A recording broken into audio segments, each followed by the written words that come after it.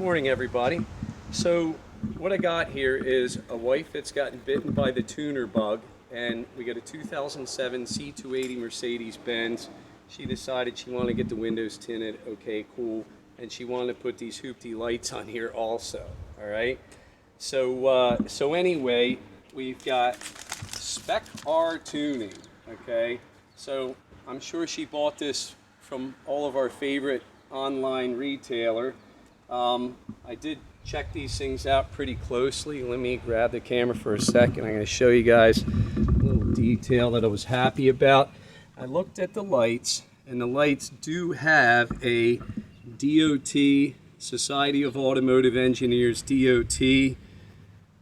So they should be legal. I'm not real crazy about lights that aren't legal, so let's hope so, and let's hope they're adjustable. But I went through the instructions as soon as I got them, and they really wanted us to take the whole bumper off. And me being the flat rate guy that I am, I just couldn't see having to take the whole bumper off. The one challenge that I did realize, so I've done the other side already, so I have streamlined a process on this. The original equipment headlight has a larger body than the replacement aftermarket does. So getting it out is a little tighter than going back in. So it's actually pretty easy to put the new one in without scuffing up the new lens, where the original equipment lens to get it out is just a wee bit sketchy coming out of there. So tools that I got here, okay, and the instructions did a really good job on the tools. I got a light so I can see inside the fender liner. I've got a clip remover. I've got a T25 Torx. That's for the one screw that comes up under, under the fender, below the liner. Okay. I got a standard screwdriver in case I got to pry on things. I did use a long pair of needle noses for the one bolt. So where I'm saving the time is I'm sneaking this one bolt out that is on the outside of the lamp here. And this one is the big reason why they want us to take the whole bumper off. I'm going to pop the bumper back, and I can and tug it out from its slide fastener, and then I can get to the bolt and take the bolt out. So a majority of this hardware is 8mm. I got an 8mm wrench, 8mm. You probably don't need an extension this long. That's just the way that I like to operate. And then the 10mm is for the two or three liner bolts in there, so I can pull the liner back and reach in behind.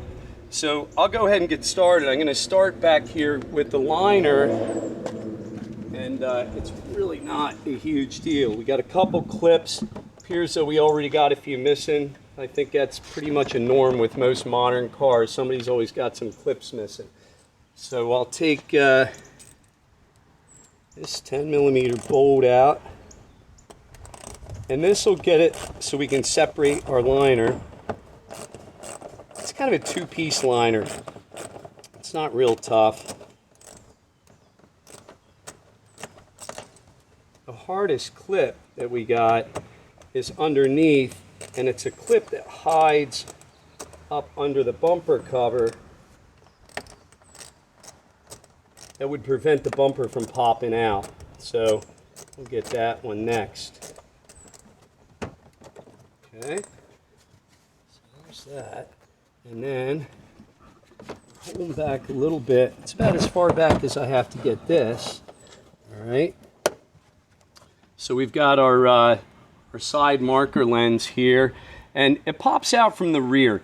Anytime we've got a front mounted lens and they're clipped in, they'll normally slide into the front and then fasten in at the rear. It's just naturally how it's going to stay in best. So I just carefully pop this trim out the back. So I think this car might have had some body work done in the past, because this one clip isn't really cooperating. There we go. So you can see right there, if you can push in on this just a little bit, this will pop right out. I didn't even unhook the connector. I let it hang. Okay, up here is where I'm going to have this T25 screw. That's why I chose to use a screwdriver. If you're using a ratchet and a T25 bit, you're definitely going to need an extension so you can get up there to it.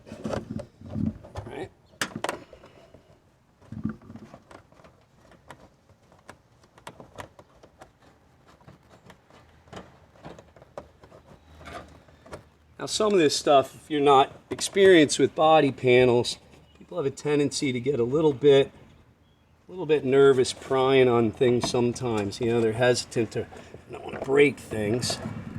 So, I'm gonna get this one plastic clip, this bugger. There we go. All right.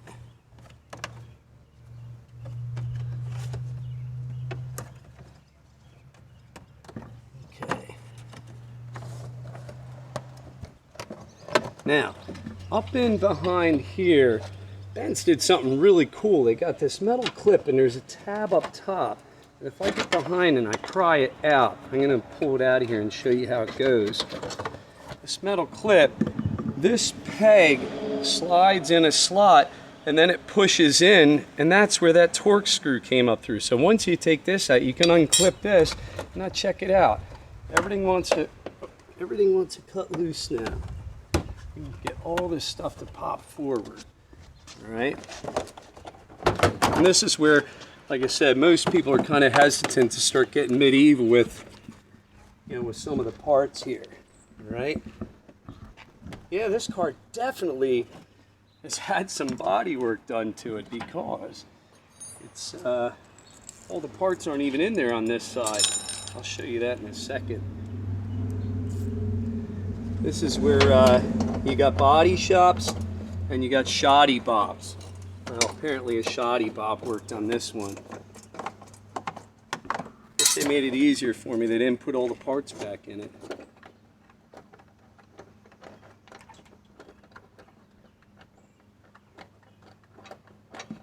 Like I said, their instructions were very thorough. I understand why they wanted to take the whole bumper off, but I imagine most people's frustration would be that, you know, taking the whole bumper off is tough. It's a lot of extra steps that could be avoided.